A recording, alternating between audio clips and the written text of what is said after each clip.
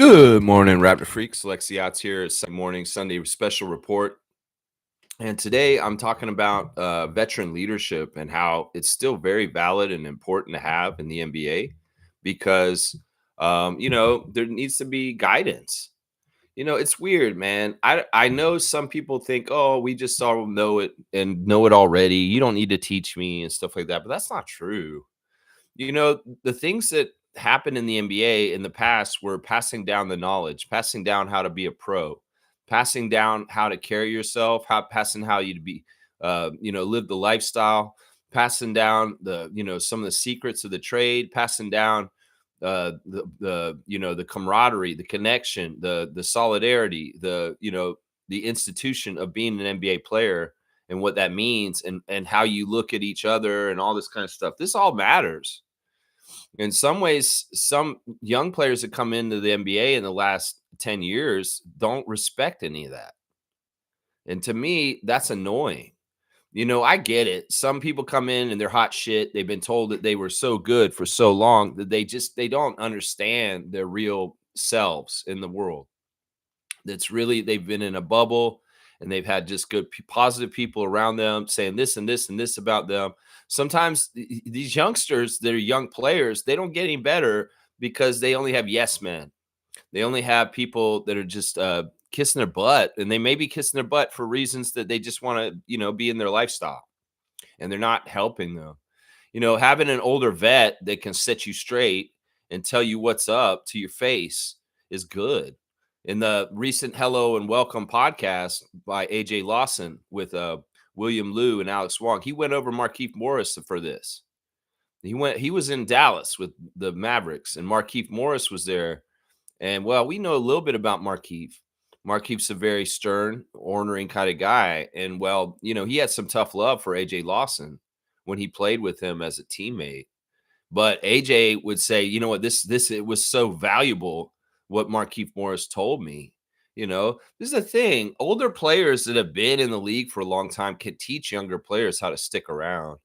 But if younger players want to be knuckleheads, come in the league and not think they have to listen to older players about how it works, well, they maybe find themselves out of the league real quick and end up on a stunted growth episode. Yeah. I mean, that for an individual reason, it's important to have vets and follow vets and listen to vets. That's why I put Garrett Temple on the picture of our stream today, because he symbolizes that for our team. There's a reason why Darko values having Garrett Temple on our team the 3 years that he's been coaching us so far, because Garrett takes care of some of that leadership stuff on the player level. That's very important. Garrett Temple is so valuable to the Toronto Raptors right now as a veteran, as a player who's played in the league like 18 years now. It's absolutely crazy how long he's played in the league, man. It's really, really long time. But yeah, Garrett is very valuable. Garrett has been a great leader. AJ Lawson brought up Garrett Temple in his interview also as the leader on the Raptors for elder statesmen to teach the young people. He's been very helpful to Jacoby Walter. He's been very helpful to Grady Dick.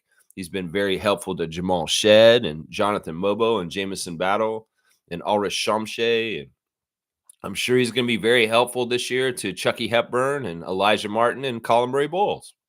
So, veteran leadership is good for teaching young players how to be pros correctly. In fact, I would make an argument that some of the biggest failures as young prospects coming in the NBA in recent years, like Zion Williamson, John Morant, and Ben Simmons, have all lacked the kind of veteran leadership that they needed to get their acting gear and be better. I would say this. I mean, I know for a fact that New Orleans has had horrible leadership on their team for years now. And nobody really kind of taken the hold of it and saying, well, I'm a leader, I'm going to take this team somewhere else. Zion Williamson, not dependable, not really that type of guy. The coach, he's trying to do what he does, Billy Green, but the players aren't listening. And this is part of the reason why I'm very intrigued about Brandon Ingram this year, because I feel like Brandon Ingram, the years he spent in New Orleans were rudderless. They were kind of like, what is going on? What are we doing? Okay, I'm just in the NBA. I'm showing up to games. I'm a Pelican. I come to games. I sit down on the bench. If I'm not playing, if I go out and play, I play. But really, what are we doing here? There's no direction. Well, maybe they'll have a direction now that Joe Dumars is in charge, but they didn't have a direction. They were kind of just stalling out and just kind of, in some ways, they had glimpses of very talented team that could kick some ass and maybe do something, but they never got it together. And I think that the main reason why the Pelicans never got it together is because they never had good leadership once Garrett Temple left. Garrett Temple was there a couple years ago and they had good leadership then, but when he left, they haven't had good leadership since. CJ McCollum, you're not a good leader. And I'm very excited to look at it this way. Well, what happens when you take a talent like Brandon Ingram, a former All-Star, a most improved player, and you put him in an organization like Toronto Raptors? You take them out of a dysfunctional, no, like what the hell are they doing? Pelicans team, and you put them on a team that has a clear vision, clear leadership, clear organization as far as like this is who's doing this and this is very capable and it's been shown that it knows what it's doing and is doing a good job as a good organization. I'm very curious to see how Brandon Ingram plays for with organization around him. Not meaning like organization, Toronto Raptors organization. I mean just organization. Like, some of the things he said when he first came to Toronto were shocking to me. He said stuff like, really happy to be on a team that the players are actually listening to coach again. Shit like that. So I think that it's going to be very dramatic how good Brandon's going to be for Toronto. I think that in some ways you can kind of put it up against Kawhi Leonard's 1 year in Toronto and the things we did with him and how much we squeezed so much out of Kawhi Leonard. Well, I think that we can do a similar thing with Brandon for multiple years because the contract's different. And also, hopefully, the health thing will be the same as Kawhi, hopefully better. Hopefully, he doesn't miss as many games. Maybe there is some load management here and there. We'll have to see. But I'm very curious to see where a gym rat like Brandon Ingram with a better kind of organization around him that has their head screwed on right and actually has a vision and a goal and has something they're working towards. And Brandon actually is in that environment and he can have his extra special skills as an NBA player. Will we see Brandon Ingram play in a totally different way because he's playing for a purpose? It's not just like, hey, show up to the Smoothie King Arena and play for the Pelicans tonight. No, in some ways, it's like, look, they got goals. Brandon's promise this summer. I promise you, we're going to make the playoffs this year. The Raptors are going to make the playoffs this year. Brandon's promise. I'm not forgetting your promise, Brandon. And I think that that's great that you said that because in some ways, like I said, we need a direction. We need to have some sort of organized leadership and understanding of what we're trying to do as a franchise in the NBA. And, I don't think Brandon's been in that environment in the years he was in New Orleans. So that could be a huge difference. I was just thinking about this the other day. It's like, wow, Brandon Ingram's on a team that's actually got the shit together. Let's see what he does. You know what I'm saying? Let's see what he does. Because, I mean, seriously, New Orleans, it was a waste of time in some ways for him. It was a waste of time in some ways. Yeah. Garrett Temple is somebody that knows Brandon Ingram already because they did play on New Orleans together when Temple was there before. So he's a veteran that Brandon already kind of respects. In fact, Temple helped the transition for Brandon getting traded to us from New Orleans because he's a familiar teammate already. He's somebody that he already kind of knew. Garrett's like somebody that was already an old vet for him because he'd already been on a team with him. That's another great thing about Garrett Temple is that he's been on a team with most of the NBA players in the league. He knows almost everybody a little bit because he was a teammate with almost everybody in the league. I mean, if you've been in the league for a certain amount of time, you've probably been a teammate of Garrett Temple's. That's just the truth. Yeah, leadership matters, man. Even with the Thunder winning the championship this year, leadership mattered, even though they were one of the youngest teams to ever win the NBA championship. It still mattered. And, you don't get that kind of win with that young roster like that without a leader like SGA. SGA is just an advanced leader at his age He's really poised and really smart, and I guess he's had good, bad examples around him in LA, and then he had good examples around him in Oklahoma City with Chris Paul and Dennis Schroeder and different people like that. And well, he's his own leader now for his own team, even at his younger age. But he's earned it. He did it the right way. In some ways, SGA didn't really go on detours and knuckleheadedness like John Morant, and he's built himself to this point of poise, maturity,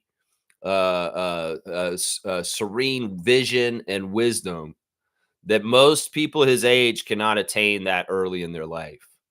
And he's a big part of it. I mean, Caruso helps. Caruso off the bench with his years and his title from LA, even though it was this Mickey Mouse title.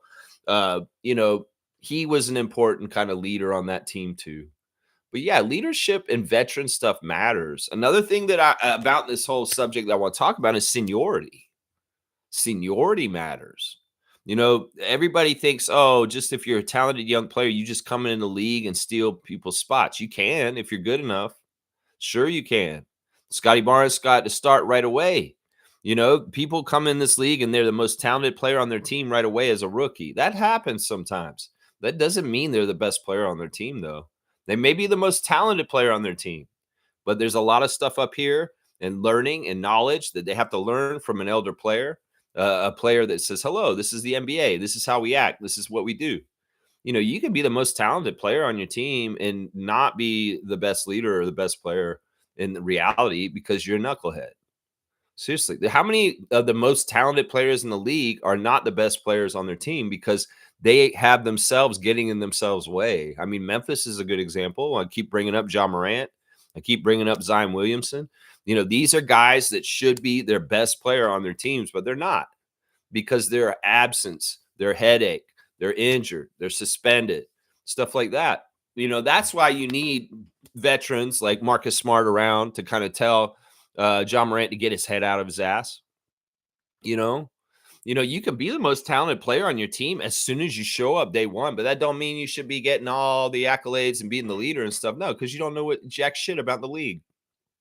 And I feel like this is happening too often, that there's a high profile draft pick that goes to a team like Victor or, Cooper Flag. And everybody just assumes that player is going to be the man. That player is going to get everything they want. No, there's a pecking order. There's a seniority thing that happens. And, inside the game, the players that are smart and mature respect it.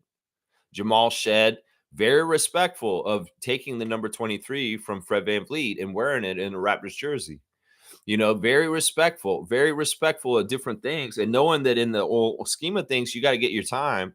I've been really impressed with Dylan Harper in San Antonio since he got drafted to the Spurs. He's kind of on the outside looking in at the starting lineup. It's not going to be him starting. They got Castle.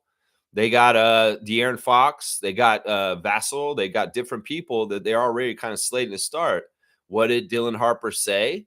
Well, listen, James Harden, he didn't start the first few years in his career in Oklahoma City, and he still became who he became. So I'm not threatened by this. I'm not scared of this. In some ways, he's being smart. In some ways, seniority matters. Those guys have been in the league a little bit longer, and they're going to be in the starting lineup ahead of him. That's just how it works sometimes. Sometimes there's a reason why these seniority things happen is because these people that are ahead of them on the escalator have already put in enough time and work to getting into their spot. And, in some ways they put all that time and work to get in their spot. They want to have their time in that spot.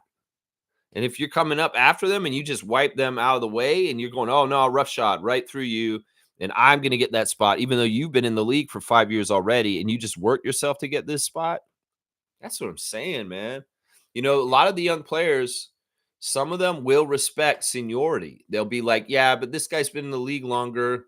And in some ways, I know I may be a better player than them down the road, but it's their time still right now. And I'll naturally take over. Some of these young players just want to go in and take the spot without kind of learning things in the right way in the right time. And I feel like this is where players get screwed up for how good they could be in their career. You rush them too fast. You give them too much too soon. You may, there's all kinds of different lessons that young NBA talent needs to learn outside of what's playing basketball to be a good professional. And I seen the NBA have too many screw ups with different people in different places. And I feel like part of it's the prep system of United States basketball. And part of it is also the people around the young players just pumping them up to think that they're flawless and they don't make any mistakes and that they should get everything in the world handed to them. That's part of the problem. That's part of the problems right there, those two things. But to me, I'm taking a stand and saying that, you know what, even though it seems like in this new era of the young coming over to take over the NBA with LeBron James and Steph Curry and all them retiring soon, the old rules still apply. That seniority matters, having vets matters, and having vets teach your young talent how to be good vets still matters.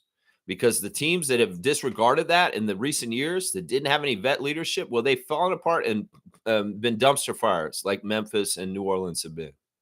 So it's like you got to invest in having some veteran leadership.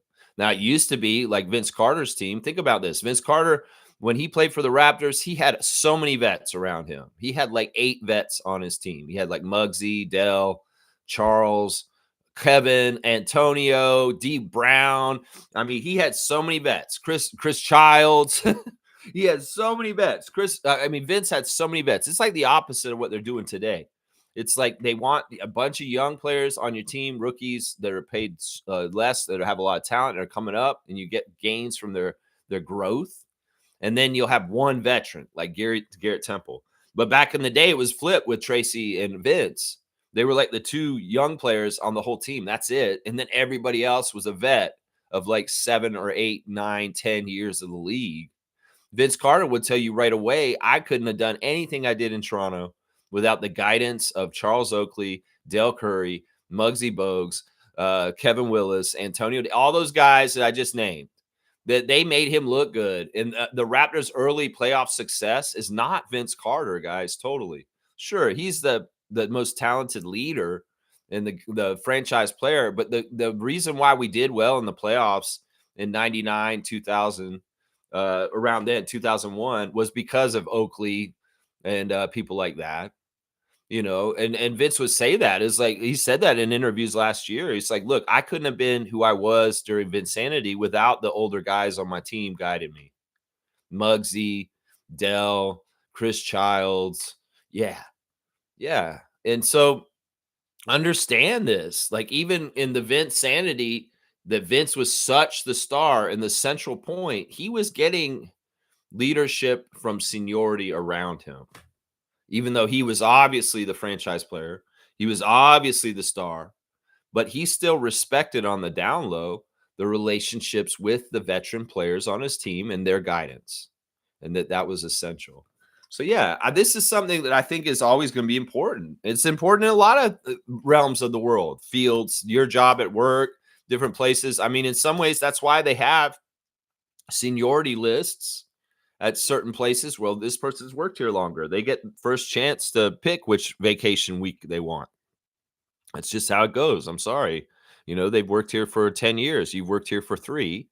And well, they want to pick their week to be Canada Day weekend. I'm sorry. That's what they're going to do.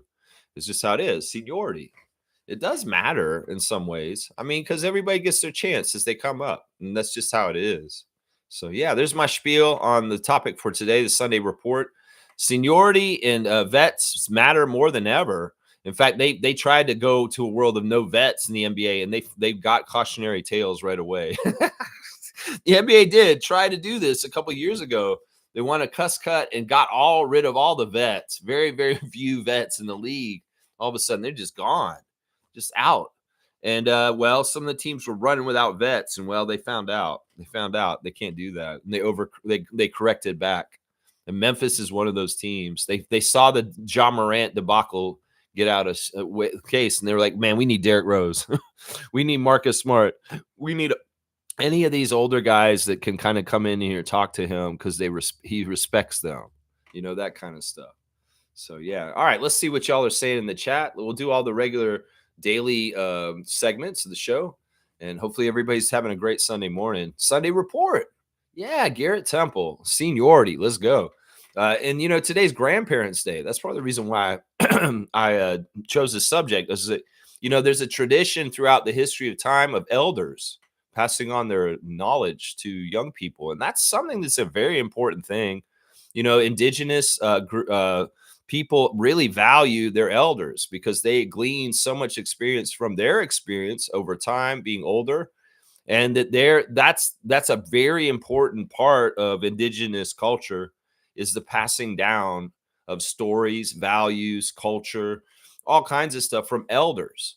And in some ways that is important in all cultures, but especially in indigenous.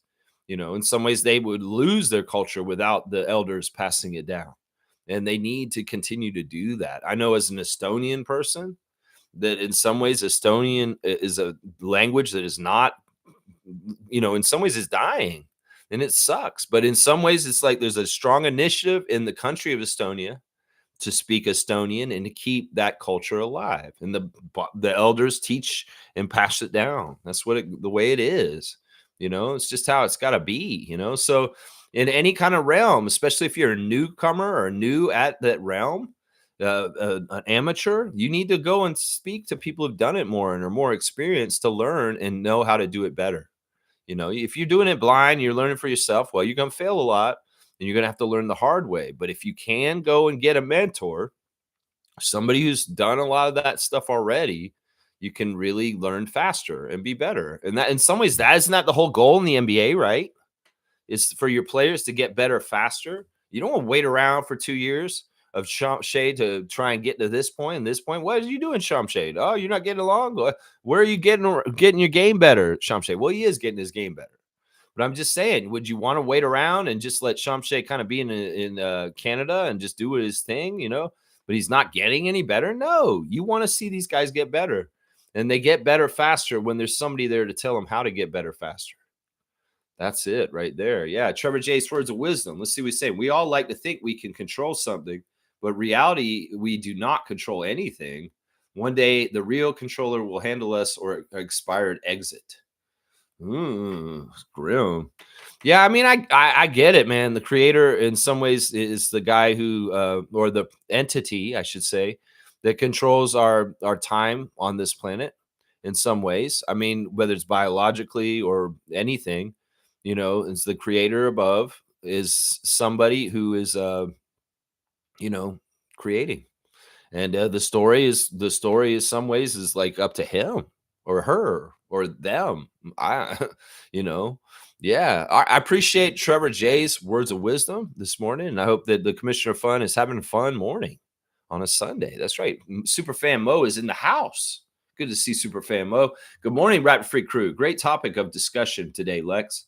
Amazing clips of Brandon Ingram in the last few days, and the guys. I'm extremely excited, is what I'm thinking she was going to say. 29 more days. Yeah. Yes, that countdown from the superfan Monique Lawrence is happening right now. And that always means we're getting closer. When I start hearing the countdown in September, woo-wee, that's when I get a little smile of anticipation. Some people get sad around this time of year when the CNE rolls in and the air show happens and people know, oh, summer is ending. Oh, no. Fall is around the corner. The shadows are casting further and the sun is lower in the sky. And yeah, they get a little down. Not me, man. This is the thing. When the end of the summer comes and the fall starts, I'm like, yeah, it's about to be basketball season. And in some ways, that is the best thing about the summer going away and going into fall and winter is the NBA's coming back. And we're going to have some games to watch to keep us warm over the wintertime with all the snow and everything. We'll be ready with some hot action on the basketball court to keep us warm during the winter. I'm all about it. Yeah. Monique is bringing up workout clips. There's a guy who works for Clutch who posted a montage of pictures on Instagram yesterday.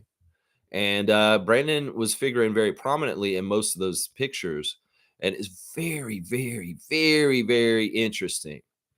Very, very interesting. Let me go look at these pictures. I'm going to break them down real quick. First, we got Brandon looking at his phone. looking at his phone with his tattoos on his arm. It's been a summer. It's Klaus Jr. who posted this. He's a clutch guy, I guess. He's a clutch artist.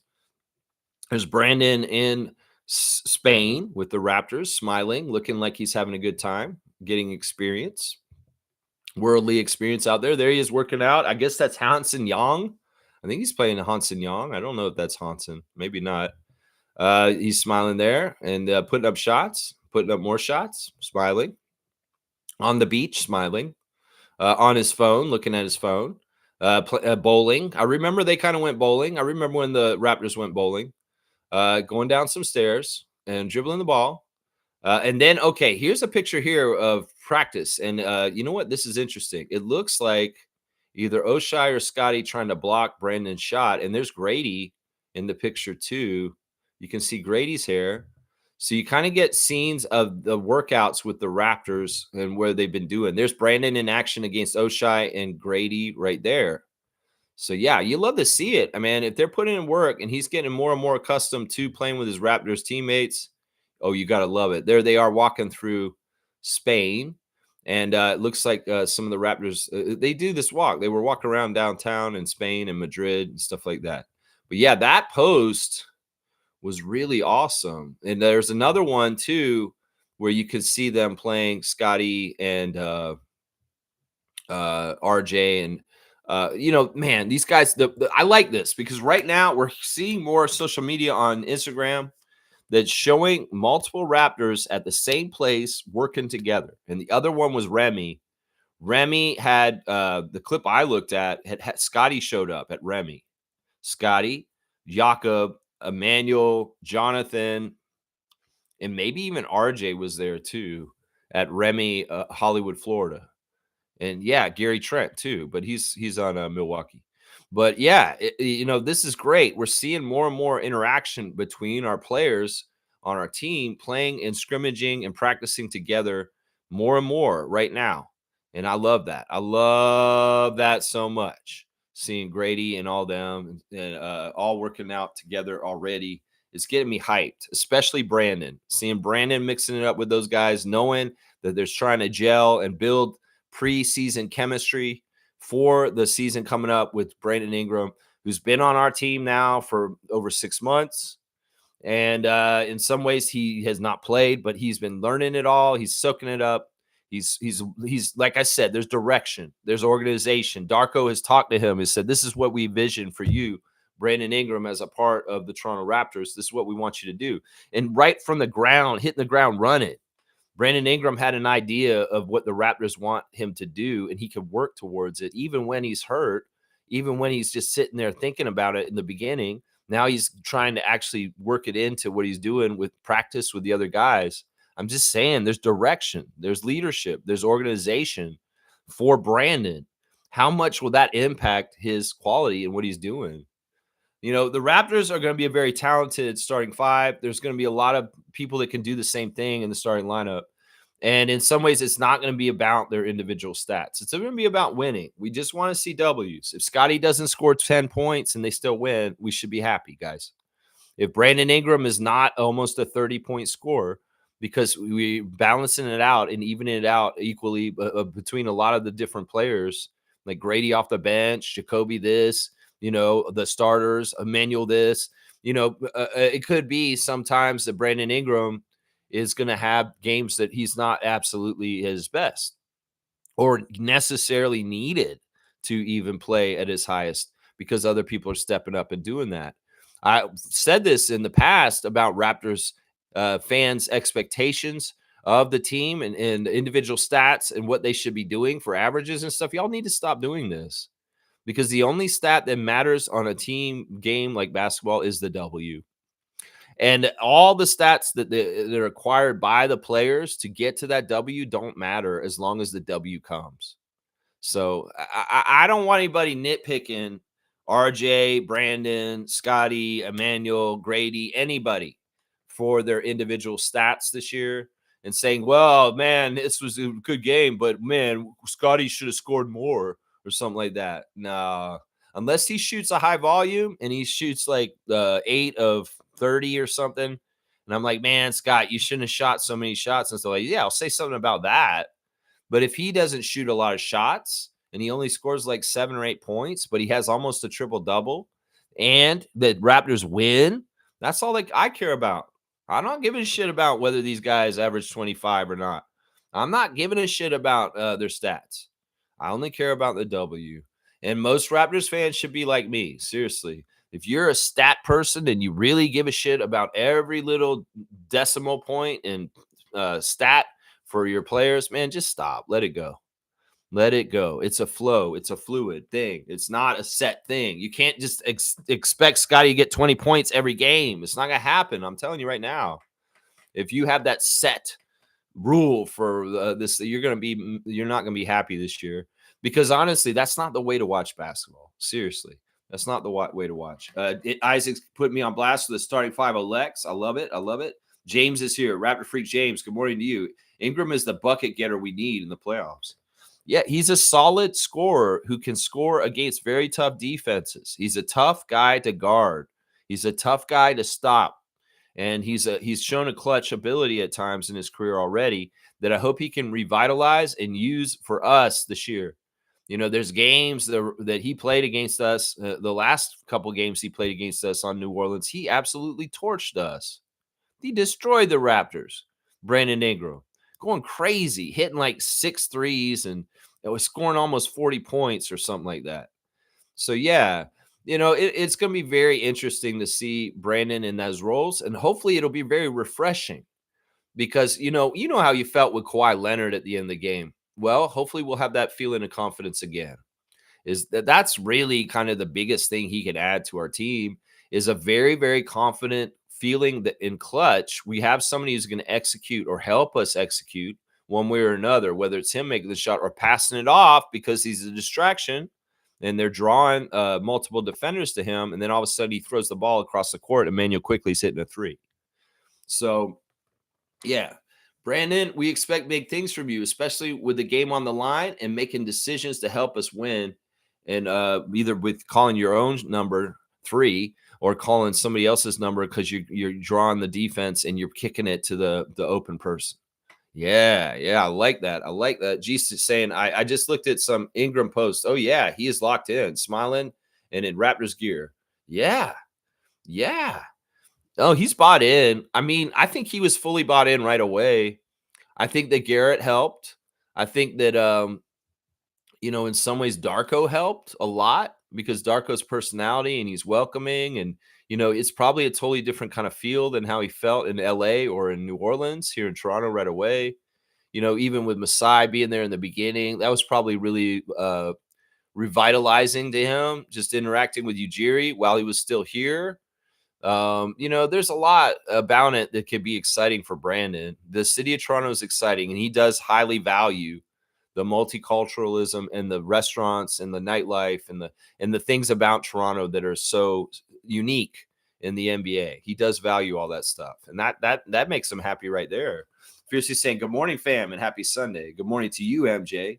Hope you're having a fantastic morning so far. She's driving to Montreal to celebrate Mom's 86th birthday. Wow, happy birthday, Mom. And you know what? That's the perfect day to go and celebrate her birthday is Grandparents' Day. That's right. So Fiercey Jr. can go and spend time with Grandma on Grandparents' Day and Grandma's birthday. That's perfect. That's perfect. I'm going to give Fiercey a dunk just for awesome stuff. That's fantastic stuff. Yeah. I love hearing about that. 113 on the dunk charts for Fiercey Salsera. Very, very good stuff. Cool Cat's here. Good morning, Cool Cat. Good morning, Rapid Free crew. SGA is a product of his parents raising him and instilling respect and principles. Yeah, for sure. I mean, listen, I want to say in some ways, part of it's Canada. Seriously, he's a Canadian guy. And in some ways, SGA reflects Canadian values.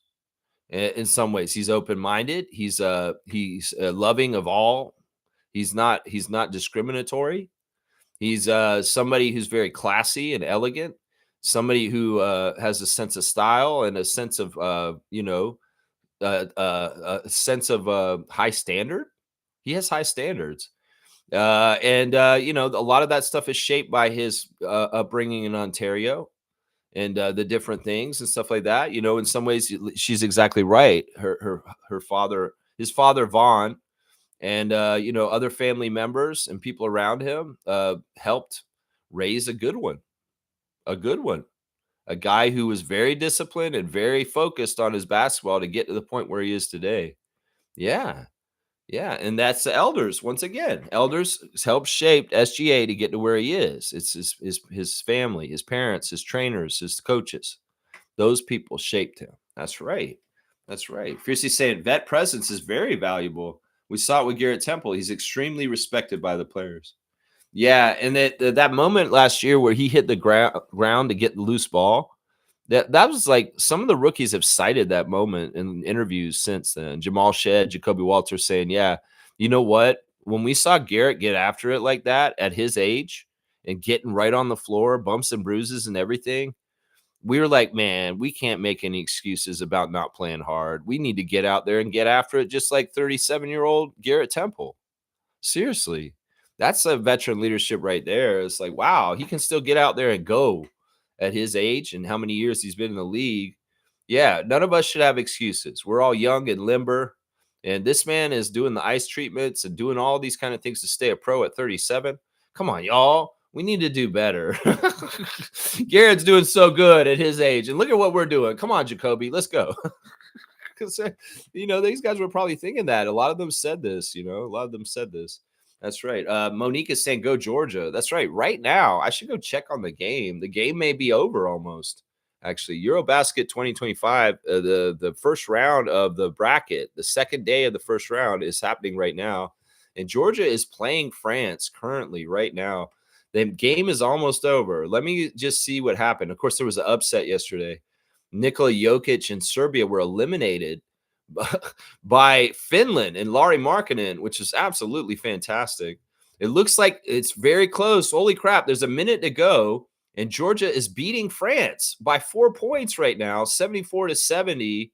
That's amazing, guys. This would be huge. This will mean that Georgia has got wins over Spain and France in this EuroBasket 2025, which is, I would not have called this.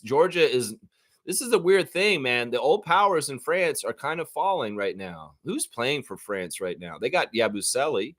Yabusele's there. TLC is there. Cordonier from last year. I remember him. Riza Shea is playing. Bilal Koulibaly is playing. So they've got at least 3 NBAers, current NBAers, and an old NBAer and TLC. Wow. And they're losing. Maladin's playing too from the Olympics. I remember him too. Holy crap. Who's their leading scorer for France? It is Yabusele, who's got 12. No, Francisco has 14. Holy crap. This would be big. Let's go see what Sandro's got. Sandro's got 12 points on 4 of 12 shooting. Not the best volume there. 2 of 5 from 3. 2 of 3 at the free throw line. 8 rebounds. 9 rebounds. 2 assists and 2 turnovers and a steal is Sandro Mamu, our Raptors backup center this morning right now. Let's see. Goga's got 6 points. Shengelia, 22 points. Kamar Baldwin of Georgia, state of Georgia, U.S., has 24 points. So, yeah, interesting. Georgia, you going to do it? You going to do it? We might need to stick with this and check on this right away. It looks like Georgia's about to put out France, y'all. Woo! Monique, thanks for saying go Georgia. Yes. Cool guy saying he is grounded by his support system. So now in the NBA, he's exposed to different types of players and fans and does not phase him because he's already rooted in his identity as he goes through life. Yeah. Yeah, I say that about Shai Gilgeous-Alexander, what you just said. Yeah, you don't do what you're doing without if you get distracted easily, no, you're not going to get there. No, this guy knows who he is. He's not letting people change who he is. He's being who he is, and he's doing it very excellently at the highest level.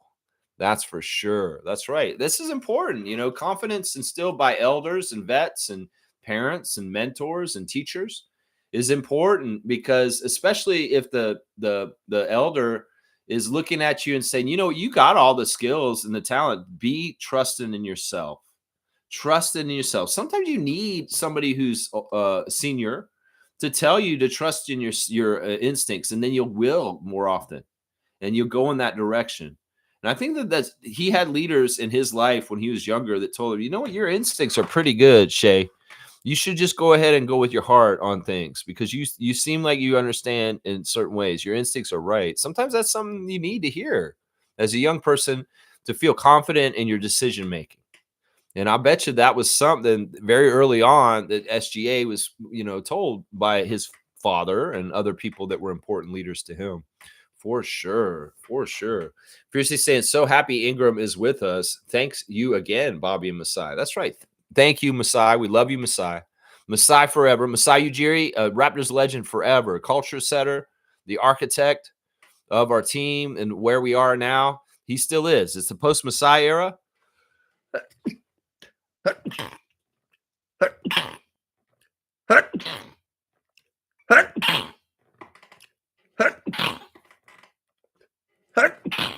It's the post-Masai era, but it doesn't matter. He's still with us, and we carry his presence and what he did for us with us and all we do. Just like Masai said about Siakam. Siakam is me because I brought him here and all this stuff. It's the same thing. It's the same thing. Siakam go to Indiana, do all this stuff. The success of Siakam is still Masai's success, and the Raptors' success is still Masai's success. Going forward still. And F you, Ed Rogers III.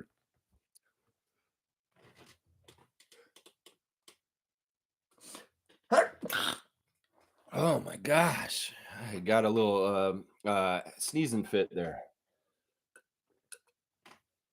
Excuse me for a moment. I apologize for all that. Seymour Pavis here. What pop, gang? What pop, fam? Could it happen? Could it happen? Could it happen to you?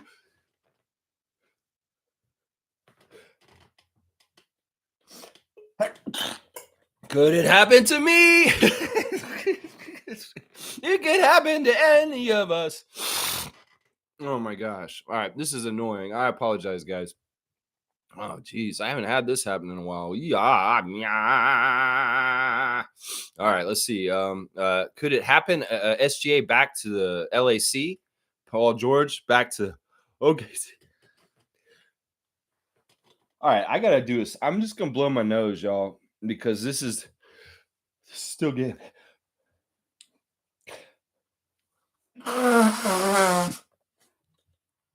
Jeez. That is the worst sneezing fit I've ever had on my show. Ever. All right. SGA back to LA. Paul George back to OKC. Kawhi deal vetoed. No, they won't do that. I want to just, once again, clear up the facts because there's a lot of misconceptions about when this happened, this thing with Kawhi. It didn't happen with us. We don't have anything involved with this Kawhi controversy right now. You know what? I found out that the Raptors did. Dang it. The Raptors did ask the NBA to investigate the Clippers for tampering with Kawhi Leonard, and they did.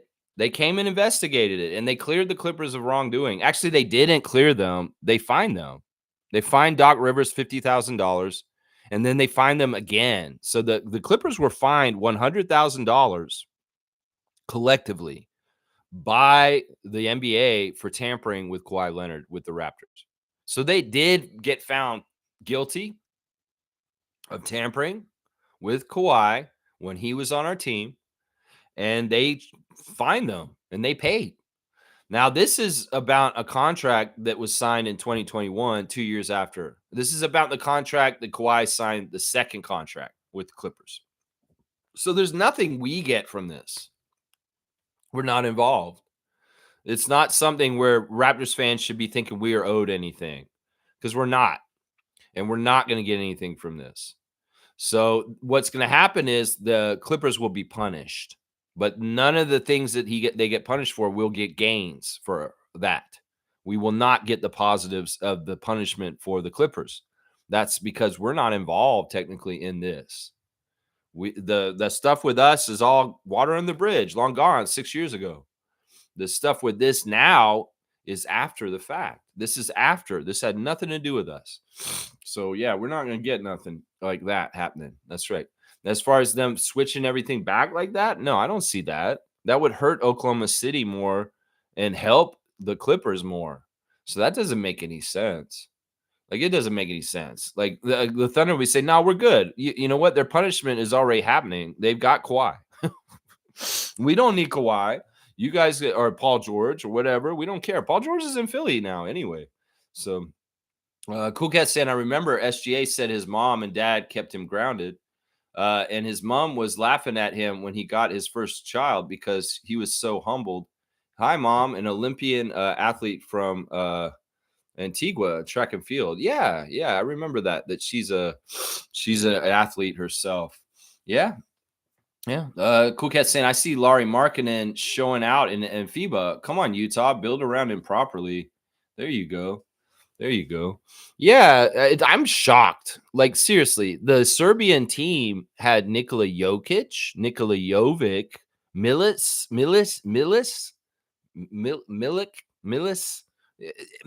you know, that guy. He's in the NBA. He's a point guard. He played for Charlotte. They had like 3 or 4 NBA guys, and Lauri is the only NBA player for Finland. Came in and they rocked Serbia's world yesterday and put them out in the first round. Wow, crazy. You know, this in some ways is showing that the world is catching up, but it comes in waves. Sure, Serbia, France, Germany, Spain, Lithuania. Those 5 teams have been historically badass teams in basketball for decades. Teams that have done very well. Germany more recently in some ways, but Spain and France and Lithuania, those are long-standing powerhouses. Serbia, a very powerful talent pool to come in and compete. But what we're finding now is things are evening out even more in the European basketball world. We're finding secondary teams coming up, like Georgia, and getting something going all of a sudden that's fantastic, like Finland, getting something going like this, and like kind of messing with the whole status quo. It's very interesting, guys. Let's see. The game is over, and Georgia won by 10 points, 80-70. Sandro Mamu and Georgia move on, defeating the Olympic silver medalists of Paris, the French team. They just got put out. Riza Shea, nah, you ain't nothing, bro. You ain't nothing. Sandro Mamu and this team's gone ahead. 14 points for Sandro. He did score another 2 points near the end there. 11 rebounds. So he got a double-double. 14 points, 11 rebounds for our guy Mamu today. Georgia has defeated France as of the last 5 minutes and put them out. This is insane, man. This tournament's getting crazy, y'all. I'll just say that. Now Georgia will play Finland and Lauri Markkanen in the next round. So it's great because Finland took out Serbia. Georgia has more of a chance against Finland. So, wow, Sandro Mamu may be going to the semifinals to try and get to, they're getting along. Germany is advanced. They beat Portugal. Poland beat Bosnia-Herzegovina. Turkey beat Sweden. And Lithuania beat Latvia. These are the teams that have gotten the second round in the Eurobasket so far. Just in a little while, Greece is going to play the genocide country. And then Italy will play Slovenia and Luka Doncic today also. And those games will be determining who will be – that game will determine who plays Dennis Schroeder and Franz Wagner of Germany in the next round. So, yeah, congratulations to Sandro Mamu and the Georgian team on your defeat of France. This has been the most epic, historic Eurobasket for the country of Georgia ever. And I'd like to think that when players join the Raptors in the offseason, in the summer, that they do really well in FIBA basketball. Dennis Schroeder, a couple of years ago after he signed with the Raptors, we saw what happened with him, FIBA World Cup MVP. Yeah. And now Sandro Mamu signs with the Raptors this summer, and he's taken his team through European powerhouses like France and Spain. Wow. Wow. Who would have had that on their bingo card? Georgia's beating Spain and France at Eurobasket 2025. Woo! Let's go, Sandro. Ha ha! Ha ha! Yeah, yeah. Cool Cat saying, bless you, Lex. Sneezing is contagious, even through the screen. Bless you, Lex, from Seymour also. Yeah, it's crazy. I mean, I guess I got a little particle in there. It just agitated something and just got going. It happens. It happens. I appreciate you guys. In some ways, it's like I hadn't had a sneezing fit like that. I've had a couple here and there, but I recover pretty quick. But this one was getting me, man. This one was getting me. Fiercely saying, Wagwan, Seymour. That's right. Eye candy, dap. Isaac saying, don't be allergic to France losing. Gobert, touch your mic. He's not playing. That loser ain't even there, bro. He ain't there, man. I didn't see him on the box score. There's no Victor Wembanyama there. None of this stuff going on with them. They got their leading scorer was Sylvain Francisco, and then Gavrashan Yabusele, and then Mohamedou Jaite. Those are their only three guys that scored double digits. And then TLC got 2 points in 6 minutes. Cordinaire, who was bombing threes at the Olympics last year, got 4 points in 9 minutes. Risa Shea, 7 points in 16 minutes. Bilal Koulibaly, 0 points in 20 minutes. Bilal running some very high level cardio today.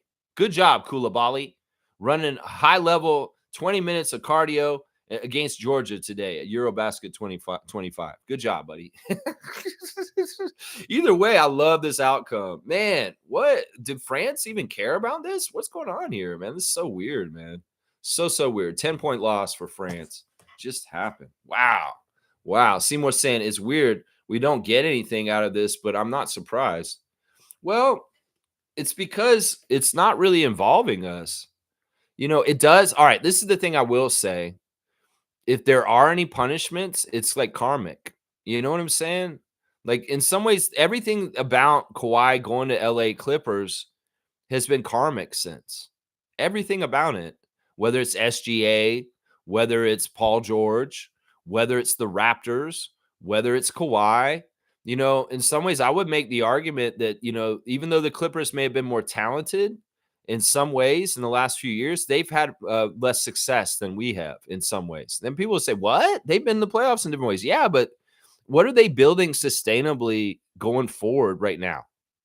Like, seriously, what is their team going to be in like 2 years? What is our team going to be in like 2 years? And think about it that way. So it's like Kawhi's just a gift that just keeps on giving bad stuff to the Clippers because he's going to hold them up and he's going to waste their money. He's going to sit on the bench. He's going to throw $28 million in the ocean, Steve Ballmer. And I mean, in some ways, this isn't even about a punishment that Adam Silver, the NBA, can hand out. This is just the punishment of the facts of life for the Clippers right here. This is just how it is. You try and do shortcuts, Steve Ballmer. You try and circumvent the salary cap. You try to do things illegally. Well, you're going to get punished. And well, maybe it was a slap on the wrist for tampering with the Raptors in the 2019 season. And you got fined for it, the organization and your coach. But still, the punishment went further because you had to pay Kawhi to sit in street clothes on your bench and waste your damn time, waste Clippers fans' time, make everybody anticipate greatness. And it's just the same sorry story that Clippers have had forever now.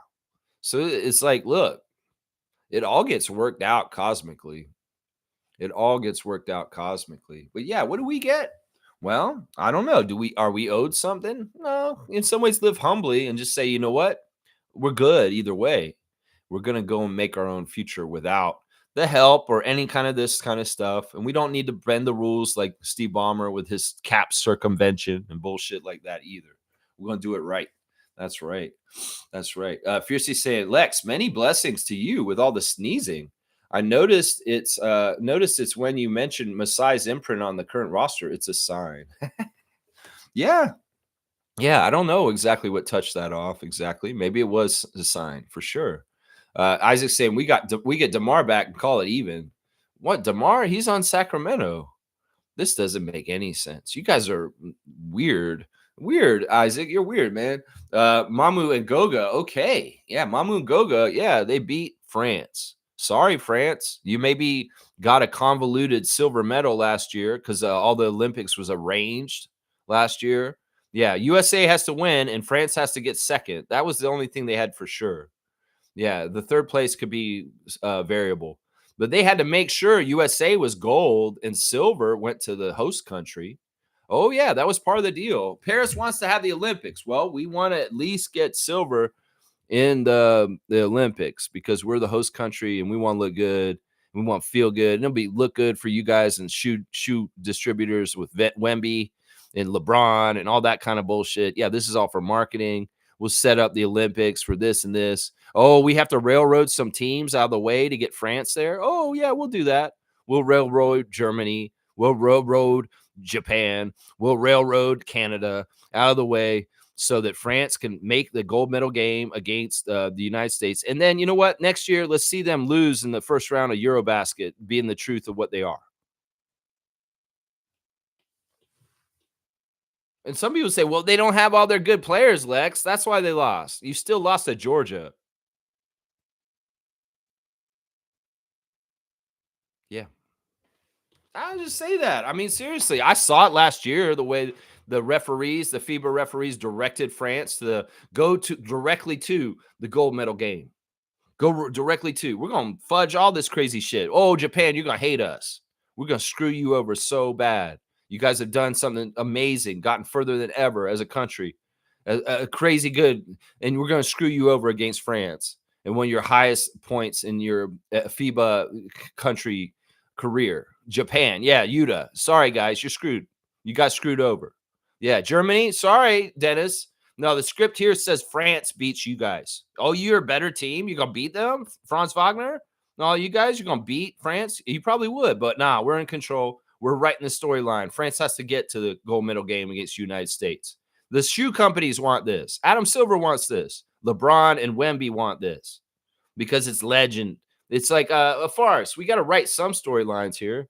Sorry, Dennis and Germany. Sorry, Utah and Japan. Sorry, SGA and Canada. You guys are all going to get screwed on the way to the next round because we have to open up the lane for France to get there. And we see who France are now today. Yep. Yep. Propped up. That's right.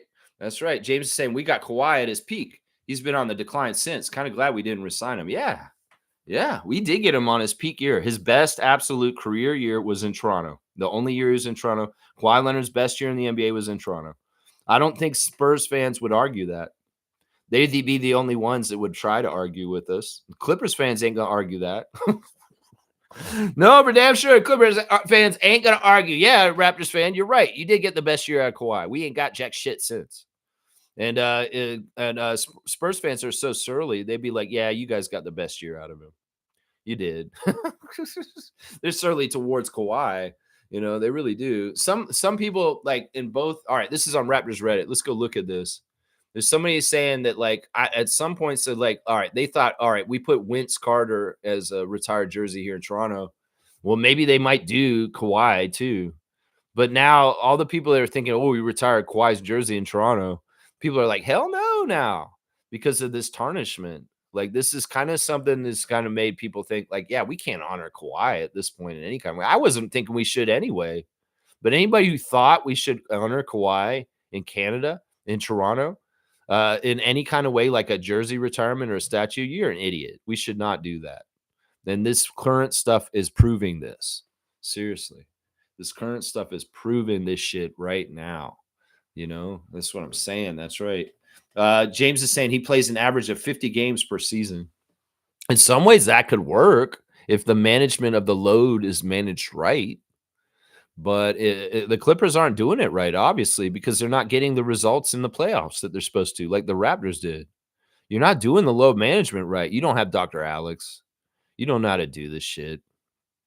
I mean, I was seeing it from the other end. Like, I was like, you know what? Don't play Kawhi so much during the season. Just make sure he's online to be ready for the postseason. You know, do things right. Really baby him at certain points of the season. And just make sure he's ready when the time is right, when Kawhi time is. And that's the postseason. That's the postseason. You just got to make him online to be healthy and ready for that run in that time. and hopefully he's engaged with his teammates enough that he can play with them. Hopefully. I mean, I don't know. I don't know, man. It's like that. Seymour said Ben Simmons thinking of retirement, laugh out loud. That's very timely to hear this morning. Talking about Ben Simmons already today. And boy, did he need some veteran leadership in his life. Boy, did he need some veteran leadership in his life, some seniority, somebody teaching him the ropes. Joel Embiid ain't gonna teach him nothing, obviously. Who was the veteran on the Sixers that should have helped Ben Simmons and Joel Embiid and that mess over there? Well, Jimmy Butler wasn't valued. He left. Sixers didn't try and keep him. And he said, Tobias Harris over me? What are you doing? What are you doing? JJ Redick was gone after that year when we put them out. Yeah, who are the leaders in Philly to teach Ben Simmons to be a better person, a better NBA pro, a better player?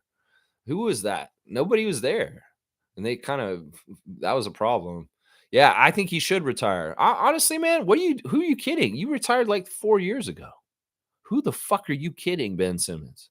You retired like 4 years ago, guy. Don't even tell me I'm thinking about retiring. Bro, you retired 4 years ago. You did. Seriously. That man did. Cool Cat saying, now I'm having a sneezing fit. My brain is tricked. That means you're an empathetic person, a sympathetic person. I mean, that's what they say if you yawn. Like if somebody yawns and they yawn after you, that means there's somebody who cares. That's what that means, apparently, from what I heard. Fiercely saying, retiring under 30 in health is diabolical work. He got a reality check. Yeah. Laugh out loud, Cool Cat. Bless you. I love the memes that show John Stockton as the steals leader, and then they put the money underneath Ben Simmons as a steals leader in the NBA. I love that meme. It's just on point. I mean, how much money did the people in the NBA pay Ben Simmons, and what did they get out of him? Seriously. In some ways, I would be like, this is the weird thing. Back in the day, guys worked their ass off. They could score like 20,000 points in the NBA, and they wouldn't even sniff a fraction of the money that Ben Simmons got. Like if you could take all the money that Ben Simmons earned in the NBA and redistribute it to old retired players that didn't get paid jack shit during their career, but absolutely busted their ass and worked and showed up every single day. People like Buck Williams, people like Otis Thorpe, that would be justice in my world. Seriously. Ben Simmons, nah, bro. Nah, listen, you didn't earn this shit. We're clearing your account. You're a fraud. Go get a real job. Go be a real person. And you know what? We're taking all your millions that you got. You shouldn't have earned this shit. You didn't earn it. You didn't earn it. We're going to take this to Buck Williams. We're going to take this to Otis Thorpe. We're going to take this to Tyrone Corbin. We're going to take this to Sam Mitchell. We're going to take this to all the guys who played before you that didn't make jack shit because the salaries weren't that good back then. And we'll give them that money. Kevin Willis, here's your share of Ben Simmons' money. Here you go, Kevin Willis. Happy birthday. Here's $1 million of Ben Simmons money that he didn't earn and you should have gotten because you played over 20 years in this league, busted your ass, and you barely made any money in this league. This clown, Ben Simmons, he's going to do this? Nah, we got to take his money, and we're going to redistribute the wealth to the former players that didn't get played jack shit from the 80s and the 70s. That's what we're going to do. There you go. There you go right there. That's it right there. Isaac Campbell saying, does anyone have an extra $28 million I can borrow for free? Steve Ballmer does, Isaac. Maybe we should call him. Let me call him. I'm going to find out if I can do something for you here real quick. It's ringing. Hello. Hi. Is this Steve Ballmer? Hi, Steve Ballmer. Hi. Wow. Wow. Oh, yeah. It's you. Yeah. Yeah. I'm matching your energy. Whoa. I have a friend in Ottawa. He's amazing. He's a really good guy, and he has the best principles, and he's looking out for the world. He needs an extra $28 million. Do you think you could help him out, please? Please. Oh, you want to know his name? His name's Isaac. He's fantastic. Yeah. He kind of has like big hands like Kawhi. Yeah, he kind of does, I think. And then also he's he's just benevolent. He's a benevolent one. So yeah, I know he would do good things with the 28 million. You serious? No way. Really? You have just a 28 million just lying around at your house right now? Holy crap. All right, let me get his address and we'll get this. Yeah, oh, you can wire it to him? Oh, that's perfect. Okay. All right. Well, yeah, I'll get his email and we'll get this set up. Man, you're the best, Steve Ballmer. Woo! Yeah! Yeah! Oh!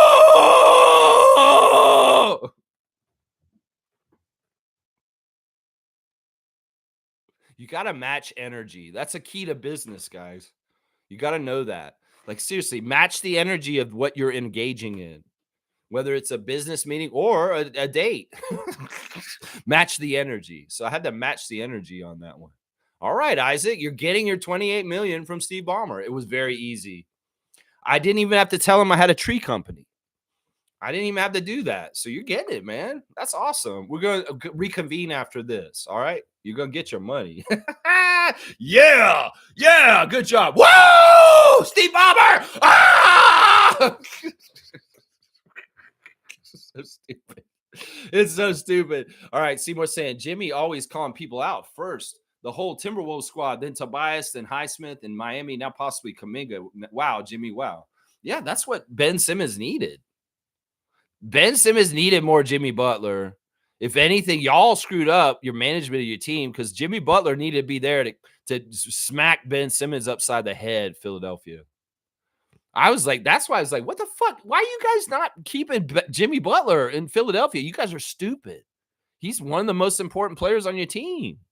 And in some ways, maybe Philly fan could look back and say, damn, if we kept Jimmy, maybe Ben Simmons would have been unlocked better because he would have been kept in line a little bit better because Jimmy Butler would have cussed his ass out.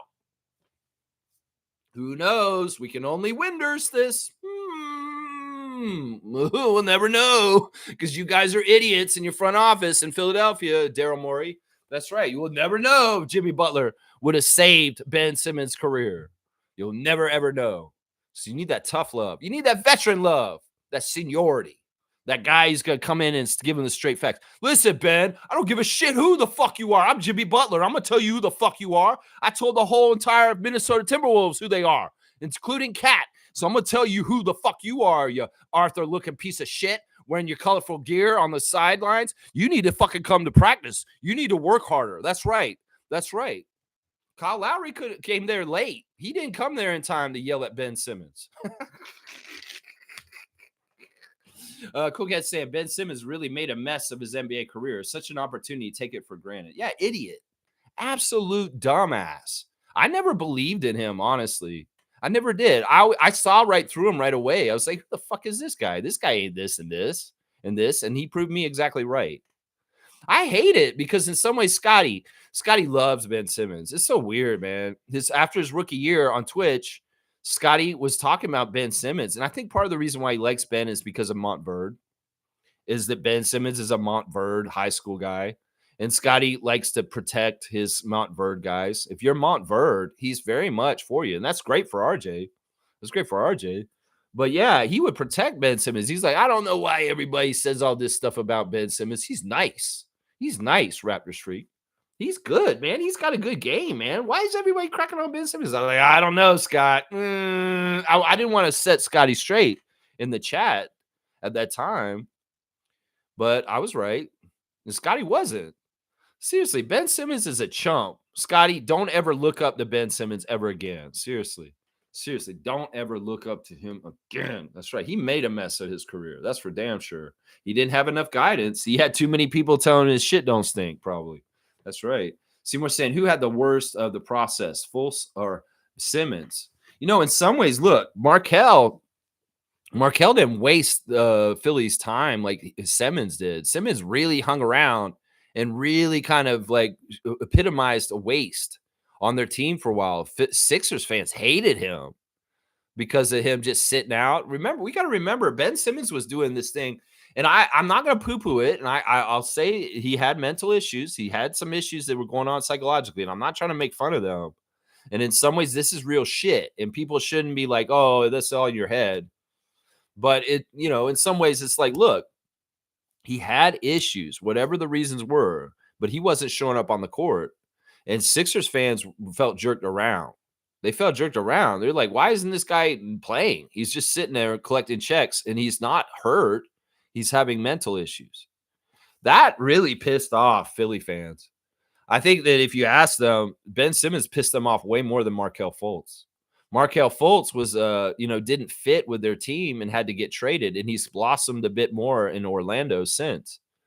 But in some ways, like, he didn't hang around and waste their time and sit around in their face flaunting that they're not playing or do not this kind of stuff. No, none of that stuff happened with Markelle.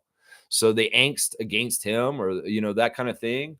Yeah, it's not. The worst process was Ben. And the even worse process is Joel, guys.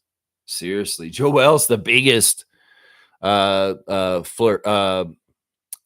leader on her. He's going to lead them on. Like, he leads them on to thinking they can win an NBA championship, but he's not. He's just leading them on. He's never going to win a championship. His health is not going to allow it. And he's going to be the longest process of failure for Philadelphia 76ers. And he'll hang around his whole entire NBA career and be a failure and block out any success for that team as long as he's there. So in some ways, he's going to be even worse than Ben Simmons in the end. Watch. Like, seriously. Sixers fans are going to look back on the Embiid era and they're going to say, what a fucking waste of time that was. That whole entire time was a waste of time. Seriously. They're going to say that in the end about Joel. And a lot of the people that think Joel's a Hall of Famer, you're crazy. That man ain't done jack shit to earn Hall of Fame anywhere, anyway. Just because he's a big dummy and you've marketed him as a star doesn't mean he's Hall of Fame. That dude does not have the resume or the credentials. Seriously, really go look at it and stack it up. You're going to find he does not. And especially since he's missing over 50% of his games now and collecting checks like his old teammate Ben Simmons used to. That's it right there, man. Yeah, we can get in some Sixers hate on this channel real quick.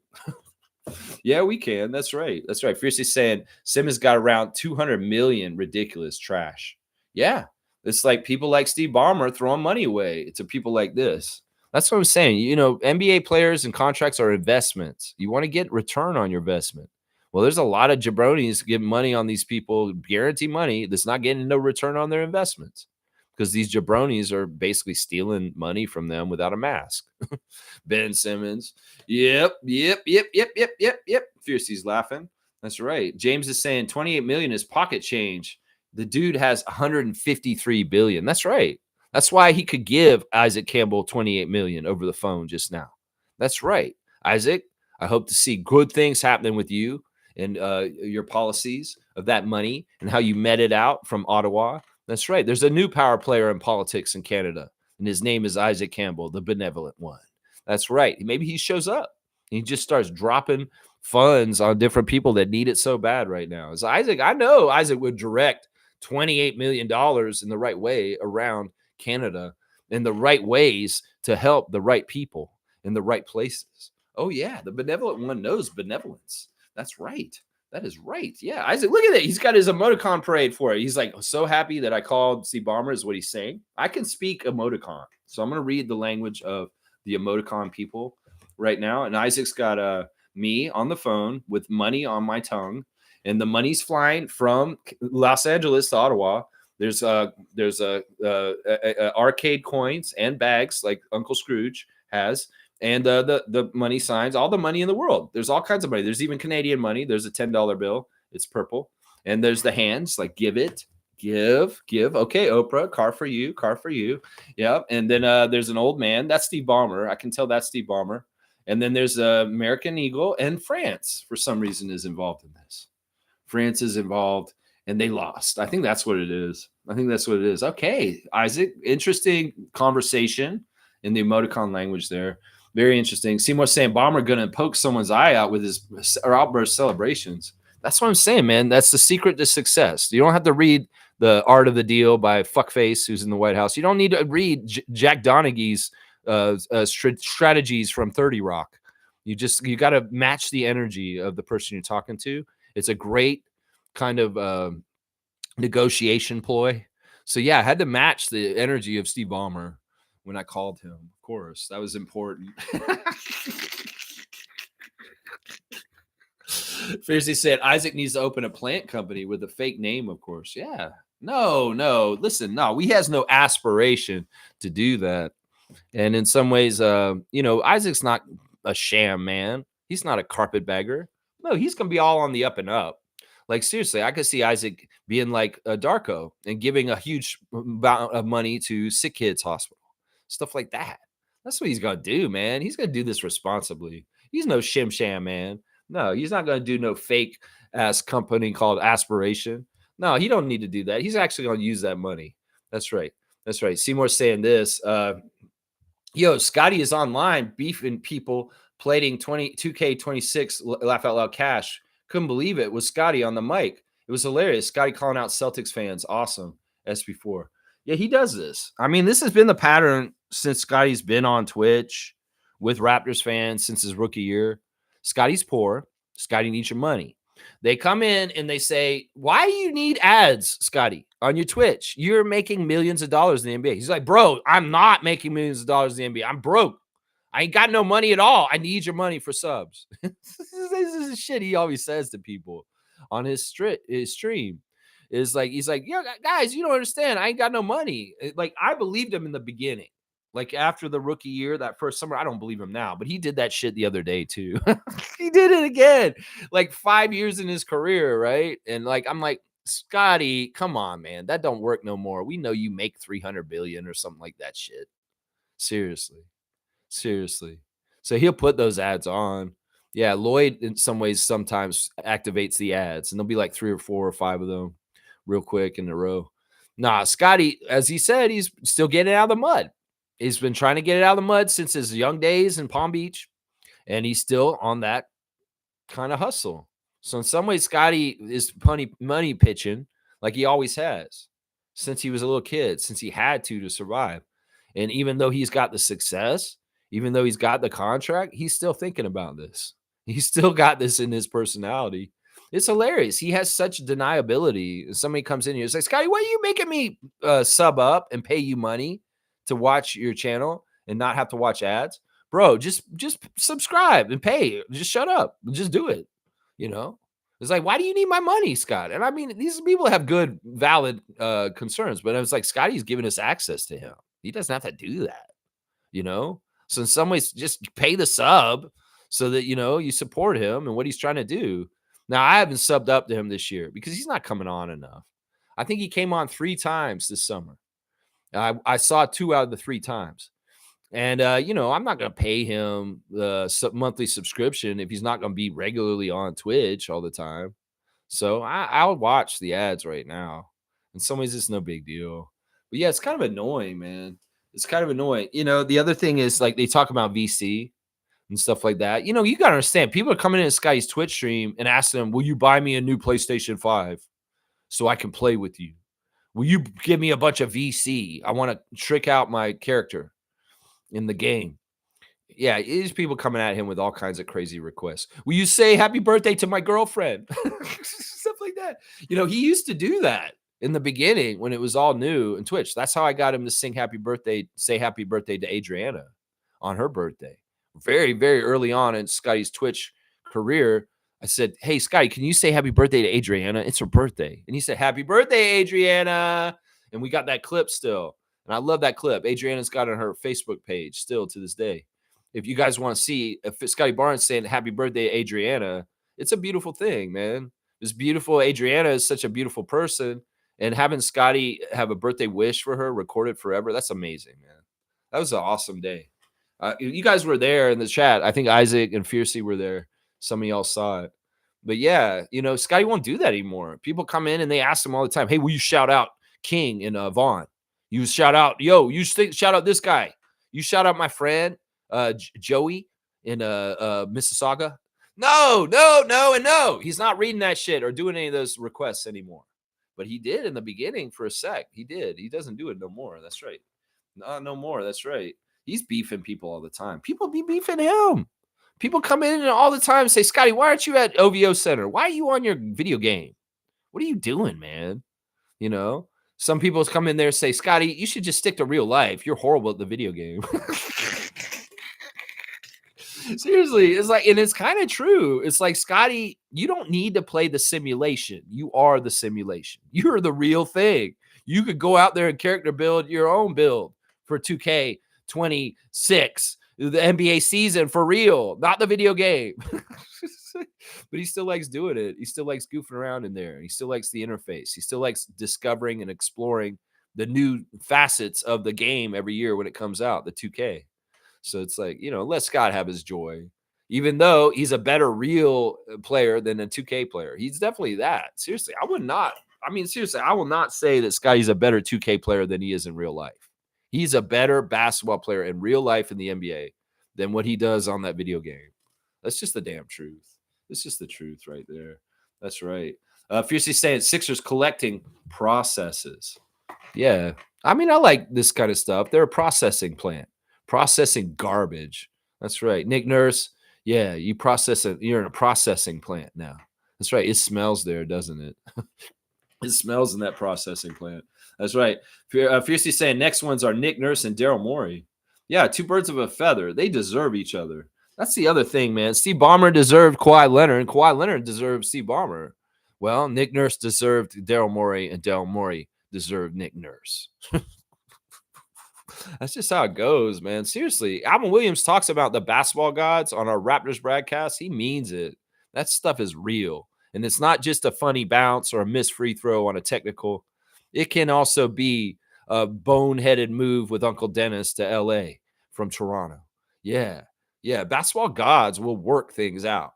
Yeah. Nick Nurse, you want to subterfuge the Raptors the last year you coached the Raptors team and go to Philadelphia, a hated rival, a division rival in the most egregious way. Well, basketball gods will work this out over time. Oh, yeah. In some ways, that's part of the reason why we won our championship, because we were pushed down and maligned and not given the right opportunities for a lot of the time in the early Raptors franchise history. Vince Carter debacle, the ownership issues with MLSE, the problems in different places. Well, in some ways, the basketball guys said, you know what, Raptors, we're going to open up a path for you in 2019. And y'all are going to go get your first Larry O'Brien, because in some ways, we make everything right in the end because we're the basketball gods and we control some of this shit. So it's like, yeah, the process is not going to be nice, Philadelphia. Nick Nurse, you want to be a turncoat snake? Well, you get what you get. Yeah. Kevin Durant, you want a turncoat on the Thunder? Well, you're going to get 2 championships in the Warriors, but those were ones that were already going to Steph and Draymond. But you can get on board for that, but you're still not going to enjoy it. And it's still not going to totally help your career because everybody's going to look down on you for taking the easy route. So, yeah, basketball gods are very powerful. They'll make things even out in the end.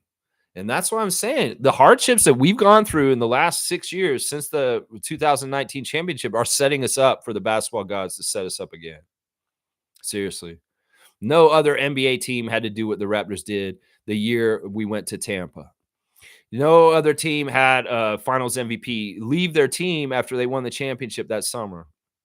No other team had their best statistical regular season interrupted by a global pandemic. No other team, well, maybe they did, I don't know. But we had a team that had a coach that was on the down low ruining our team on purpose so he could leave and get fired to go and join the Sixers.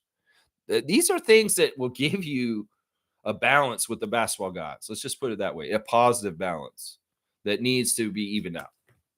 That's what I'm saying. In some ways, there's a lot of stuff politically going on right now that's adding a lot of balance to goodness and good people getting what they deserve in the end and justice over the bad stuff that's happening right now. Yeah, that's not basketball gods. That's just God. That's just God right there. That's just God right there. That's right. Maybe basketball gods are God too. I'll bet you that is true. It's just God goes and puts on some Chuck Taylor high tops, some short shorts and a headband, and puts it around his head. And he's like, yeah, I'm basketball god now. And I'm going to make sure the Raptors win in 2019 because it all evens out. I'm going to make sure the Clippers suck with Kawhi Leonard because I'm the basketball god and it all evens out. You know what I'm saying? That's how it works right there. That's what Alvin Williams is talking about when he brings up the basketball gods. That's right, Daryl Morey. That's right. What school did Temple go to? Garrett Temple. I've actually got Garrett Temple's basketball reference page open right now. Garrett Temple went to what university he go to? I think he went to LSU. Didn't he go to LSU? Louisiana State University. I believe that's where he went to school for university. Let me go look on his basketball reference. Yeah, LSU. 4 years at LSU. Garrett was at LSU. This is for perspective, guys. Garrett walked onto LSU campus 20 years ago in 2005, guys. Yeah. 2005, he was a freshman at LSU and he graduated in 2009. That man graduated from LSU in 2009. Think about what was going on in 2009. The Raptors had Chris Bosh still. He was just about to go to Miami. We had a young DeMar DeRozan at that point. Yeah, think about where we were. Messiah hadn't even started to come work for us yet. That is when Garrett Temple finished university at LSU, 2009. That is wild to me, man. That is wild. LSU, Louisiana State University. That's where he went. That's right. Go Tigers. That's right. SEC. Smooth saying Ben Simmons, real disappointment, man. I thought he was going to be a great player. I didn't. I never saw it in him. I called it all along. And you know what? It has boldened me to be like, yeah, Lex, you're right. When you can call a dud in this league, you can call the dud. And I saw it right from the start. I was like, this man can't shoot. Why the fuck is he in the NBA? Oh, he's a passer. He's this and that. Ah, bullshit. This kind of stuff doesn't keep you around. In some ways, nah. In some ways, he never tried to make his shot better. The comparisons of Ben Simmons to Scotty were there, but Scotty has actively tried to make his shot better. Ben Simmons never tried to. And in some ways, that was the sign right there. That was the sign right there. There are other duds in this league that I can see right now. And, I call them out when I talk about them. I'll say, yeah, this guy's a dud. And in some ways, I should feel confident in my adjudications because in some ways, I found later on things are proven true. And Ben Simmons is one of them. He's one of them. It's very much, yeah, very much. Lex, don't forget, wash your damn hands. Yeah. Yeah, I got some hand sanitizer. I could use that real quick. I don't have a faucet here right here. But I will. I'll definitely do that because I've been sneezing. I'm definitely gonna do that. Yeah. Yeah. Seymour's saying only way to keep money is to play it off like you ain't got money. I remind myself all the time, I'm broke, baby. Yeah. I mean, that's part of the hustler's mindset is like, keep going, never let it be enough and stuff like that. In some ways, that's not a good mindset. I have a different mindset. You don't let money rule your world, and money in some ways can flow to you easily if you're not making it so important. Some people block money from coming to them because they're too desperate. It's a little bit like love and relationships. If you're too desperate to try and get a mate or a spouse or a girlfriend or a boyfriend, you may be blocking it. So in some ways that can happen with money too. Sometimes the best way is to be kind of like easy come, easy go. And that can help you a lot in certain ways and that kind of thing. It can bring abundance and manifestation. I'm just saying, easy come, easy go. That's right. So we say Georgia just eliminated France from Euro Championship. Yeah. Yeah, we covered that earlier. Sandra Mamu and Goga to get the job done. They have W's over Spain and France at this Eurobasket. If you would have called that ahead of time, no, none of us were calling that. I'm so proud of Georgia. And once again, we have a new Raptor going crazy on the FIBA level before he comes to play for us. He's going to come in with some great winning vibes. Feeling real good. I mean, if Georgia goes further, they could beat Finland. I mean, if they can beat France and Spain, they can beat Finland. Finland, in some ways, was a bad matchup for Serbia. And Laurie just like got crazy and was the best player. And Nikola was ineffective. Nikola did get his stats, but not enough other guys did good stuff on Serbia. And Finland had some other guys step up with Laurie and get double digits to help. So there was like 4 or 5 Finns that had double digits. And on the other side, it was just Jokic and Jovic. Nobody else did jack shit to help Serbia. So in some ways, this is the thing I would say. Sandra Mamu and Georgia playing Finland, when is that game? Let me go look. What's the date on that game? I want to see because, maybe we do want to watch this game because it's getting a little bit more bigger. That game's going to be on Wednesday, or the 10th. I don't know exactly the time yet. They haven't set the time, but that game will be on Wednesday. I think the matchup with Finland and Georgia is tougher for Finland because Georgia's a big team. That's their strength. Their centers, the Goga and Sandro. And they're a big team overall. Finland may have used some of their size in certain places against Serbia to get that victory over Serbia. So they may not be able to do the same thing towards Georgia that they did exactly to Serbia. So we'll have to see. I'm rooting for Georgia to beat Laurie and Finland. And I think they can. And that's crazy because they'll go even further in the tournament. And who knows where they go from there. They'll play the winner of the Germany, probably going to be Italy. Germany, Italy. I don't think Slovenia with just Luka will beat Italy. Who knows? It could go either way. Slovenia is the underdog in that matchup. That game is starting at 11:30 in a half an hour. Italy is Slovenia. Danilo Gallinari versus Luka Doncic is what that is, basically, the main players. So let's see. Let's see. The Euro Giants have fallen. Yeah, it's a big deal. France and Spain are the storied teams, man. They're historically the top European teams in the history of European basketball. Yeah, Serbia too. Serbia is a big one, and they've fallen also. It's crazy. Seymour saying the clip is on YouTube. Cash Nasty and Scotty Barnes on 2K26. Yeah, that's that part where the guy told Scotty how's Cancun. And Scotty says, "Shut up, man." He's like, "Get out of here. I'm gonna ban you," is what he said. So the guy comes in and says, "Hey, how's Cancun?" It was right after the Raptors season had ended. It was so rude. It was so rude. Yeah. Scotty also lost. Yeah. Oh, Serbia lost. Yep. Let's see. Fiercely saying Kobe called it as well, and Ben Simmons lacking a jump shot. He called that before he passed. He knew about Ben Simmons before he passed. Yeah. I mean, I've been watching this sport for a long time, and I've seen the guys who are successful and the guys who aren't. And this DeRozan code shit is real.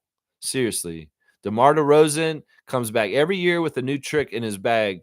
And he's also coming back and building on top of things. He's never resting on his laurels. Ben Simmons rested on his laurels as soon as somebody touted him as a high prospect and you're going to get a ride. And he didn't try anything after that. This dude just doesn't try. You can tell. You can tell sometimes when somebody doesn't have motivation and they just aren't living their life fully. And well, this is kind of what happened here. That's right. It's kind of what happens. Mamu, 14 points, 11 rebounds, 2 assists, and a steal. That's right, Sandro Mamu. Go on and get France out of Eurobasket 2025. The silver medal France out of Eurobasket the first round to lowly Georgia. Yeah, good job, Baldwin. Representing Georgia times 2. That's right. Baldwin out there represented Georgia times 2. He's represented Atlanta, and he's represented Georgia, where Sandra Mamu and them are from, too. That's right. Baldwin. Let's go. All right, let me check on my tabs, y'all. Let's see what's up this morning on the tabs. Straight goods on Canadian goods, guys. All right, we're talking about tortillas and flatbreads. You know, tortillas, you can get tortillas here in Canada that are made Canadian, and that's from Del Campo. Del Campo Tortillas and Flatbreads are Canadian-owned tortilla company based in Quebec. So if you see Del Campo tortillas, go ahead and buy it. That's Canadian tortillas. Yeah, tortillas. They're probably good tortillas from Mexico and other places too. But don't get no tortillas from United States. No more old El Paso. Fuck that shit. No. Tostitos, bye. So there you go. Del Campo tortillas. Straight goods on Canadian goods. That's right. Smooth saying Ben did have a 42-point game, though, and his rookie season with the Sixers was dynamic. But yeah, the work ethic to get better wasn't there. All hype, all hot air. The newness of it wore off. He didn't work hard, and he went where he went. He's been in the league for like 10 years almost. It's kind of crazy, but you wouldn't even think that. And what are his stat accumulations for how many years he's been in this league? How much did he acquire any stats? In some ways, you know what I want to start seeing stats on, and they will never, ever want to do this, is start giving me stats on like money in comparison to stat output. And let's see how the value of Ben Simmons or Joel Embiid actually is. Seriously. Let's take their salaries and let's take their minutes for how much they played on the court, and let's see how much their rate of pay is for how much time served and what they actually played. Because I know Joel's missing more than half his games, and Ben Simmons missed a ton of seasons. So let's take those total games. Actually, I got to do this. Let me just do this real quick. I'm going to go on Basketball Reference, and we're going to do a really quick fun little thing with Ben Simmons. If he is done, This will be fun to see what happens. All right, guys. Ben Simmons, his collective earnings in his career on his basketball reference page is 200 million. As was said earlier, it's 203 million to be uh, fully complete. $203 million. How many minutes or how many games? How about we go by games and we'll do the math. We'll see how many games did he play in his NBA career so far. If he is done, we got to know. He played 383 games. Okay. So how do we do this? We do a math equation. Let's see a calculator. No, no, no, no, no, no, no, no, no. All right, we need to. All right, so we'll say he played how many games again? He played 383 games in 7 years. So what we'll do is we'll do 383 and we'll divide it by 203 million. And let's see what he got paid. Oh, whoops. Okay, calculate it. How do you calculate? 580. Oh, wait, that's plus. Why did you do that? Hang on. I don't know how to work the calculator. All right, 383 divided by 203. Okay, so he got paid. No, I did that reverse. Hang on. Bear with me, guys. Sorry. 203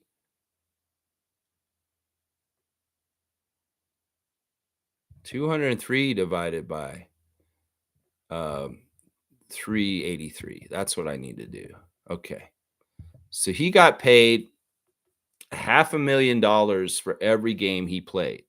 He got paid $500,000 per game. So yeah, that's the right stat. That's crazy. All right, so let's do in comparison. Let's do LeBron James. Let's see what he did. Now, LeBron is somebody who played a lot, but he also was healthy a lot. That's part of it. So let's see. LeBron got paid a lot. So he got paid. Where's his total? It's way down here. He has a long page. Okay, LeBron's got 531 million. Holy crap, that's crazy. 531 million. So we're going to do this. 531 divided by, and how many games did LeBron play total in his career so far?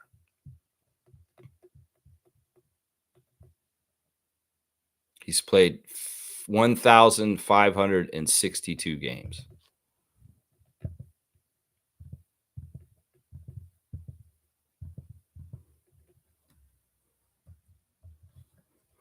So this is crazy. All right, so per game, LeBron's making 33,000 a game on average over his whole entire career. Per game, Ben Simmons made 55,000 per game.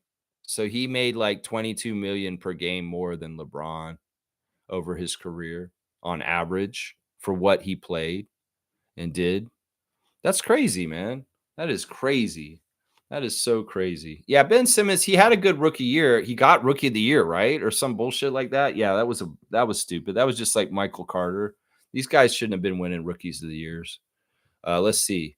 Seymour's saying this also. The man was once, hang on. Why is it not rolling all the way down? The man was once, come on, live chat. Why are you not rolling all the way down? I can't see his comment. Oh, there it is. The man was once compared to LeBron. I just compared him to LeBron. And you could get a game of LeBron on his pay rate for 33,000. You can get Ben Simmons for 55,000 per game. Most saying W stream, W vibes, go Raptors for life. Keep at it always, Lex. Raptor Free Crew strong forever. Just help me limit the comments. Thank you, Mo. Yeah, I'm in the last half hour. I'm gonna finish up things. I got a couple more tabs to do for sure. All right, yeah, we could do a little math there. All right, let's go ahead and do the WNBA stuff. Kaz is not here today, so usually that's my cue. Kaz has got over a 200-point lead on me in the WNBA fantasy now, 874 to 655. It's crazy. MK's in the driver's seat for the third place game over Kareem. Cool Cat is still winning by over 100. Fiercey's winning by a lot more over Logical. And James is going to win the last week of the season, it looks like, over Edmund. Yeah, we have a couple of games in the WNBA today. And let's see, the Indiana Fever are at Washington. Angelica Suffren, Jenna Renault, Marcy Williams are the crew. Dallas at Los Angeles Sparks. Tim Green, Randy Richardson, and Blanca Burns. And then Chicago Sky at Las Vegas Aces today. Isaac Barnett, Michael Price, and Gina Cross. Those are your ref check for your WNBA action today. Let's go to the Instagram stories real fast. Andrew Jones went to the Hall of Fame ceremony this weekend, and guess what? He wasn't by himself. He was with Billy Donovan, and he was also with our coach, Rajakovic. So I think they were honoring Billy Donovan at the Hall of Fame. They put Billy Donovan in the Hall of Fame, and because Darko's very good friends with Billy, so is Andrew Jones. They all worked together in Oklahoma City, so they showed up, and Billy Donovan got in the Hall of Fame, and Darko Rajakovic had to be there to see it. So yeah, Darko was at the Hall of Fame ceremony this weekend, guys. It's cool to see. There's Andrew with Billy. Congratulations to the former Florida Gators coach on his induction into the Hall of Fame. I think he's getting inducted for Florida, not for Chicago. He's not getting inducted for the NBA stuff. He's getting inducted for his national championships with the University of Florida in college is what Billy's really getting inducted for, guys. But yeah, that's cool to see Darko at the ceremony in his suit with no tie. And is that Robert Pack that's with them? I'm trying to figure out who the other guy is in the picture with them. It looks kind of like Robert Pack. Of course, Andrew Jones with his wife, Juju, she was enjoying the festivities also as his date. So very, very cool stuff. Yeah, and somebody's saying, this lady has 3 kids? What? So, Slim Duck putting on blast WNBA. He's a WNBA fan, and it looks like he's all about Paige Bookers. And he's like putting bag work on Paige is what Chris is impressed with. He's a big supporter of WNBA, big supporter of CBL. And Chris Boucher, you're awesome. We're going to miss you, man. We're going to miss you here in Toronto. Always a Raptors legend, though. Even if you went turncoat to the Boston, we don't blame you, man. You got to go where you got to go. And in some ways, we love you, Chris, no matter what. Jamal McGlure's putting Akeem Olajuwon on blast. That's interesting. Former Raptor Akeem Olajuwon getting him put on blast. Oh, it's from all the smoke. It's Robert Horry talking about Akeem. Okay. I see what's up. Here, Dwayne Wade reconnecting with LeBron James at the Hall of Fame ceremony. It's almost like these Miami guys came in this year to recreate what the Raptors did last year with Vince Carter, Tracy McGrady, Chauncey Billups, Alvin Williams, all those guys for Vince Carter's enshrinement, Jerome Williams. And, well, the Miami guys are there. Chris Bosh, Dwayne Wade, and LeBron were at the Hall of Fame this past weekend. And I guess they're there for Carmelo. I think they're there for Carmelo. Carmelo's like their guy, their little buddy, their little banana boat buddy. So the person they're there to see get inducted is probably Carmelo Anthony. It could very well be that LeBron did part of the speech for Carmelo. Seriously, I could see that. All right, let's see what else we got going on. Evan Gilliard posting some stats from G League last year in Raptors 905. Man, we're going to miss you, Evan. We wish you well in Memphis. But, yeah, we're going to miss you, man. We're going to miss you, bro. Emmanuel quickly made me think he was in Toronto for a second, but it was actually New York City, guys. He's making a stop in NYC before he jumps to the T-Dot. And, yeah, it made me think he was in Toronto, but I think that's actually the skyline of New York City. And there's Times Square in the next part. So, yeah, he's still in New York right now. He went from Miami to New York. So, quickly's on his way to Toronto, guys. Norman Powell is posting some football stuff. The LT stiff arm, that's LaDainian Tomlinson. I remember him.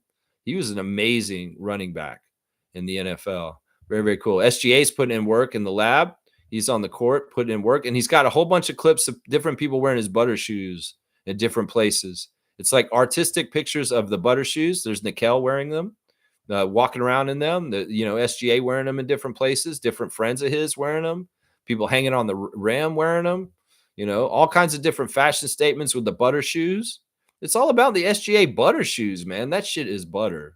There's Aries wearing the butter shoes. His little son wearing the Air. He's got butter shoes with butter luggage. The luggage is all the same color as the shoes. So it's like, man, that's a whole motif for him. That's a style. Butter shoes, butter luggage, butter jacket, butter clothes. This man is buttering his life up with butter in his butter shoes. Butter, butter, butter. Butter, butter, butter. Butter cake, butter. SGA is living his life in butter. I don't know how to say this any other way. There's so many posts of the shoes, though. He's really putting them on blast all over his Instagram stories, all over them. Serge Ibaka is in France, and he's at the Eiffel Tower. They lost. And there's Brandon Ingram with that new post from Klaus Jr., putting in that work in the offseason. Let's go, Ingram. Let's go, Raptors. Here's his Instagram stories right there. Right there. Yeah, butter. It's all about butter. Butter this, butter that. Did you know Steph Curry made more money than LeBron in 2024? I was surprised. I saw it on Google. I'm not surprised by that in some ways. You know, these guys will go up and get the top spot every once in a while. There's different guys coming up each year because sometimes the contracts are worked out in different years to pay this much and this, back-loaded, front-loaded contracts. So the different stuff can happen that way. You know, in some ways, LeBron hasn't really been the highest paid player in the league for a while in different places. I think, isn't it like Jason or somebody, Jason Tatum? One of these guys, there's another person that's the top player that's paid in the league at this point. It's not LeBron James. LeBron is one of the highest paid, but I don't think he's been the highest paid player in the league for most of the years of his career. There's usually somebody else that's made more money than him. It's interesting. That'd be an interesting thing to investigate if I cared about it enough. I might do it. Raptors Reddit. Let's go see what they're saying. The NBA has hired a law firm to investigate Kawhi Leonard. That's a report by The Athletic. Well, good. Investigate Steve Ballmer. How about that? That's right. Yeah. Let's see. When reporters have to remove the Raptors from their way early lottery mock drafts because they're good in 2025, 2026. I love that. I want that to happen. You know, I don't want to hear anybody talking about the draft next year for the Raptors anytime soon because we got to figure out more about the team this year and how good they're going to be before we figure out draft location. People get so excited about the draft way too early. The draft is just something that's going to happen anyways. Just shut up about the draft. Let's play the season. Seriously. And if the Raptors kick so much ass that they don't have a lottery pick, well, don't get upset about it. Seriously. It makes me so upset. In some ways, it's like, you want to speculate draft stuff, put that energy into the Toronto Tempo. How about that? You can speculate an expansion draft very soon and a regular draft and see who the Tempo draft as their first draft pick ever in the history of their franchise. So, yeah, go ahead and put all that draft speculation. People who love draft speculation. The NBA season's starting. WNBA season's over. Go ahead and put all that energy into that. That's what I'm saying right there. That's right. Yeah, this is the thing I was saying earlier. You know, after the Toronto Raptors retired Vince Carter's number, I thought with the bar lowered, might as well throw Kawhi Leonard up there. I no longer feel this way.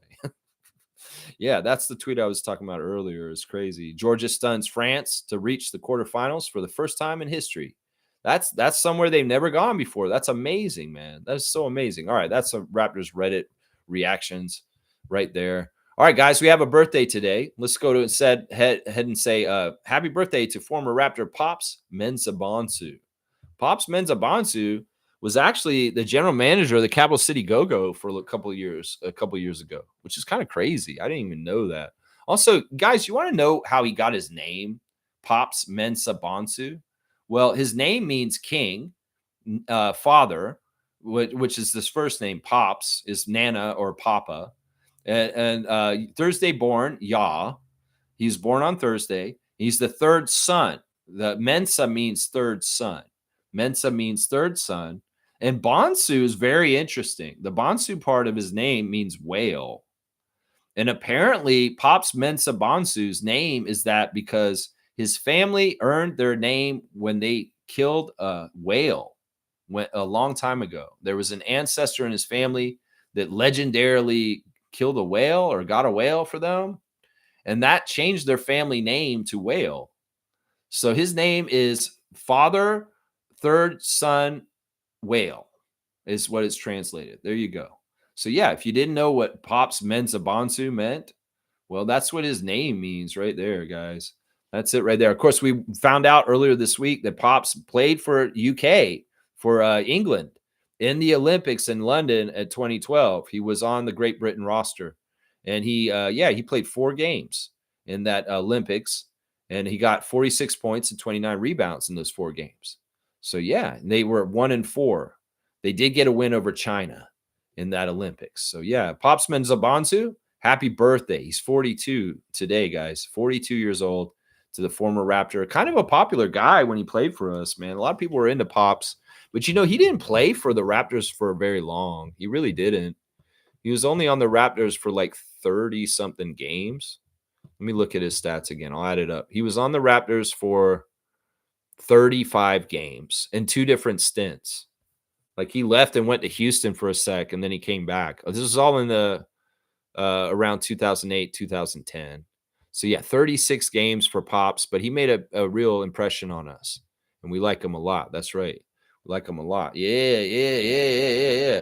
Seymour saying SGA kicked some khakis, white top, cool watch, tank top, cool watch. Now that's fit. And my white and purple Raptors hat. There you go. Yeah, SGA is a style maverick. He's a fashion icon. In some ways, he's like the fashion dude. In some ways, I'll bet you Serge Ibaka says SGA does art. I bet you he says that. SGA does art. What he's doing is art, not like OG. No, OG. OG, what are you doing? OG.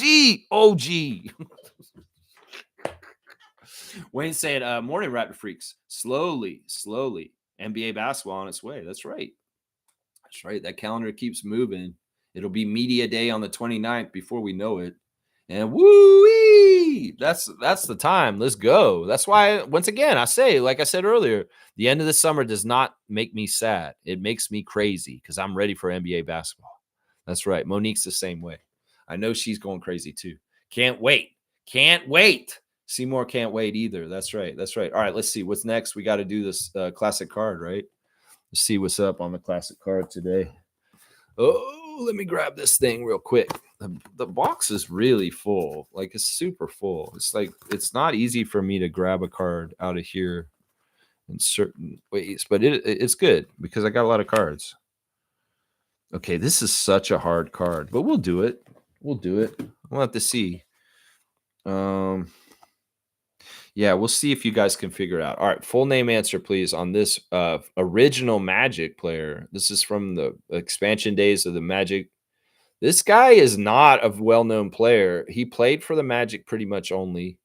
And I remember him because I was a Magic fan at that time. But other people are not going to remember him. Isaac thinks it's Dennis Scott. It's not a bad answer, but it's not Dennis Scott. Harvey Grant? No, it was Horace that played for the Magic, but it wasn't him. No, Slug Deezy does know who it is. It's Michael Ansley.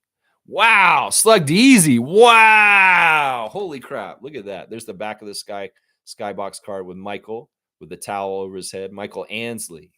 Crazy that you knew that, man. Slug Deezy, man. 200 points.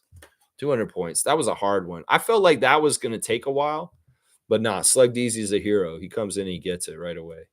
I love that, man. That's real knowledge right there. I mean, seriously, if you know Michael Ansley, you know your NBA. Seriously, that's bona fide right there. Seriously, that's the second day in a row. It's like Deezy's got a 200-point card. Sidney Green and Michael Ansley right in a row. Boom goes the dynamite. That's right. Very proud. Very, very proud. All right, I guess we'll finish up, guys. So today's Sunday report was all about how seniority and elders in the NBA, having vets, still matters. The NBA tried to cost cut for a little while and cut all these guys like Jeff Green and all these older players out of the league and say, we don't need you anymore. These youngsters are more talented than ever. They're more skilled, and we don't need you anymore to guide them. Well, bullshit. Because some teams have gone off the rails with not having enough vets around, and they become dumpster fires because their young, talented superstars are not acting right. And they're not being professional, and they're not doing things correctly. So there does need to be some leadership, some veteran guidance, some people there to kind of teach them the ways of the NBA and how to be a professional. Because there's been teams that have wasted a lot of time without enough leadership in those kind of ways. And they've let knuckleheads run their team like Ja Morant, and they've gotten nowhere because of it. So, yeah, this league still needs veteran leadership. It needs seniority in some ways. You got to earn your spot. You got to get by the guy above you. who's been there longer to get your spot. Sure, if you're that talented and you're that good, Colin Murray Boyles, maybe you'll jump ahead of a couple guys on the ladder because you're showing that in practice and that you're more talented and you're ready to play more than those other guys. That's all part of it. But if there is an older guy who's even with you, then you're about the same. That other guy should get the benefit of the doubt and get the lead from seniority. And your time will come because you're on your way up and you're younger anyway. So patience on that. You know, in some ways, this is part of the whole thing with Bobby Webster. Bobby Webster is the GM and head of operations, basketball operations for the Raptors. He's not the team president. And some people say, well, they should have just made him the team president. Well, he's going to get that at some point. Trust me. All in its due time. He will get that at some point. All right, y'all. Thanks for watching me today. Garrett Temple's important. Having players like Garrett Temple on your team are important. And respecting your elders in the NBA, young players. If I could teach you anything coming in, listen to your vets and pay attention to what they're saying because they will help you in your career more than anybody else will because they've been there, done that, and they are supposed to be there to teach you. If you're so arrogant, you think there's nothing that an older player in the league can teach me. They're all plumbers. That league was not as good as this league, and we're just so badass now. Nope. You go in that attitude, you're going to end up like Ben Simmons. You're going to end up out of this league prematurely, and you're going to end up an idiot, honestly, and wasting a great opportunity. So, yeah, I appreciate everybody being here today. Have a great day, everyone, is what Cool Cat's saying. I'll double down on that. I appreciate everybody. Love you guys. And we'll be back tomorrow with a Monday moment, Monday memory, one of the two, and Tuesday trivia on Tuesday, of course. The off-season schedule on the Raptor Freak channel rolls on through September. And, well, Lex got to get creative on his subjects and trying to figure things out. People are like, why the hell did he do think on veterans and leadership today? Like, why did he do that? It's because I have to do something. It's like, I got to figure something out. And I felt like this topic's important. In some ways, like I said, AJ Lawson in his interview with Hello and Welcome made it very clear that veterans have had a huge impact on learning and his very tenuous grip on being in the NBA.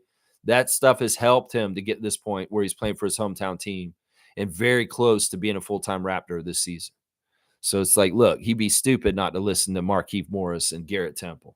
He'd be stupid not to. And some players are like that. They'll come in and say, I don't have anything I can learn from you. And they just close themselves off and they don't learn. Well, they don't get as far in their career. That's just the damn truth. All right, Fiercey, you enjoy your day too. Also, please like, comment, subscribe, share, join the channel if you feel like it, because Discord server is fun. And Monique is running the Facebook group, and she's giving you breaking news constantly on the Facebook group. So you get that access, y'all. Cool Cat saying, I like the variety of topics on our morning show. Keep up the great work, Lex. I appreciate that, Cool Cat. Your encouragement is definitely part of the wind beneath my wings. That's right. And yeah, Isaac, your check's in the mail. And you know what? If you want to help with doling out your monies, I'll help you if you want. We can decide what kind of charities and things should go to. That's right. KL2 is Aspire Your Sunday, everyone. Yeah, he wants to claw your day. Get out there and claw your day, guys, is what we're saying here. All right.